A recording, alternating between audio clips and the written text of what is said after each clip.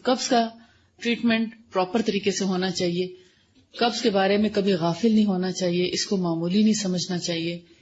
اس کے لیے بہت آپ توجہ کے ساتھ اپنا خیال کریں. جن لوگوں کو بھی اگر قبض کا پرابلم ہے اور وہ سب محسوس کر رہے ہوں گے کہ اس وقت جو موسم ہے اس کی وجہ سے قبض میں اضافہ ہو رہا ہے، یعنی عام روٹین سے بھی زیادہ آج کل قبض ہو رہی ہے، اور اس کی وجہ ہوا میں خشکی کا تناسب زیادہ ہے، تو پھر ایسے وقت میں پانی کی مقدار تھوڑی سی زیادہ کرنی چاہیے، پانی پینا چاہیے.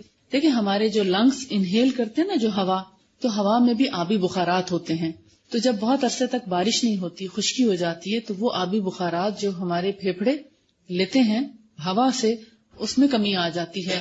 پھر ہماری اسکن جو اس ہوا میں رہتی ہے، آپ دیکھتے ہیں آج کل خشکی زیادہ ہوئی بھی فیل ہوتی ہے آج کل خشکی، کہ پچھلے دنوں میں کوئی ضرورت محسوس نہیں ہوتی تھی کہ آپ کچھ ایسی چیز اسکن پہ لگائیں موئسچرائزر کے طور پہ، لیکن اب ضرورت محسوس ہو رہی ہے کیونکہ ہوا میں نمی کم ہو گئی ہے. اور پھر اگر آپ پانی بھی کم پئیں اور ہیٹر میں بھی بیٹھ جائیں تو پھر اور زیادہ خشکی جو ہے وہ بڑھ جائے گی. اور آپ دیکھیں گے جو لوگ ہیٹر میں نہیں بیٹھتے ان کے اندر قبض کا ریشو کم ہوگا، اور جو ہیٹروں میں اور ایسے جگہ پر جہاں آکسیجن کی کمی ہو یا ڈرائینس زیادہ ہو تو وہ لوگ قبض کا شکار جلدی ہو جاتے ہیں. روزانہ باتھ لینا بھی اس سے بچاؤ کا ایک طریقہ ہے، کیونکہ اس سے بلڈ سرکولیشن ہو جاتی ہے. اور اسپیشلی جو لوگ بیٹھنے والے ہیں، اگر وہ عام ایکسرسائز نہ کر سکیں تو کم از کم روزانہ نہائیں ضرور، کیونکہ نہانے سے بھی ایک قسم کی ایکسرسائز ہوتی ہے. ہمارا خون جو ہے پورے جسم میں دورہ کرتا ہے، گردش کرتا ہے، اور اس کے ساتھ ہمیں بہت سے ایسے امراض جو ہیں وہ نہیں ہو پاتے. اب آپ سنا مکی کا طریقہ جاننا چاہتے ہوں گے کہ اس کو استعمال کا طریقہ کیا ہے. اس کو بہت سے طریقوں سے استعمال کیا جا سکتا ہے، جس میں 2 طریقے بہت آسان ہیں.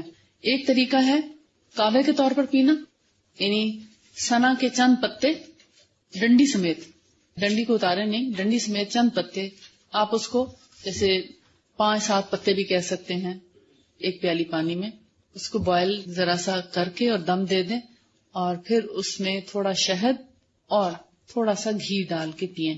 آلیو آئل بھی ہو سکتا ہے، دیسی گھی بھی ہو سکتا ہے، وہ آپ پیالی میں ڈالیں گے، ابلتے وقت نہیں ڈالیں گے شہد اور گھی.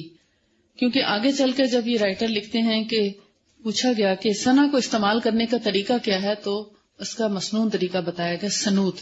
یہ آپ اگلی حدیث میں دیکھیں، سنن ابن ماجہ میں دوسری حدیث ابراہیم بن ابی عبلہ نے عبداللہ بن ام حرام سے روایت کیا ہے کہ عبداللہ بن ام حرام جنہوں نے دونوں قبلوں والی نماز میں شرکت کی کہتے ہیں کہ میں نے آن حضرت صلی اللہ علیہ وآلہ وسلم کو فرماتے سنا کہ بس سنا اور زیرہ استعمال کیا کرو. انہوں نے ترجمہ زیرہ کیا ہے، اگر آپ اوپر اس میں الفاظ دیکھیں تو بس سنا و سنوت کے الفاظ ہیں، اس لیے کہ ان دونوں میں سوائے موت کے ہر بیماری کے لیے شفا ہے. پوچھا گیا کہ یا رسول اللہ صلی اللہ علیہ وآلہ وسلم سام کیا ہے، تو آپ نے فرمایا موت.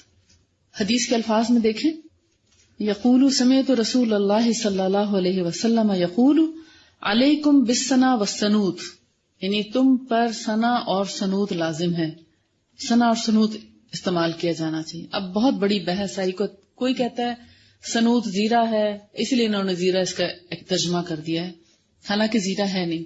کوئی کہتا ہے اس کا مطلب شہد ہے، کوئی کہتا ہے اس کا مطلب گھی ہے، ہر ایک نے اس کی اپنی اپنی ٹرانسلیشن کی ہے. لیکن ابن قیم الجوزی کہتے ہیں کہ سب سے زیادہ قریب جو ملی ہے اس کی مثل وہ یہ کہ گھی اور شہد کو جب ملا دیا جاتا ہے تو اس کو سنوت کہا جاتا ہے، اور اس کی مقدار ہم وزن ہی ہوتی ہے گھی اور شہد کی.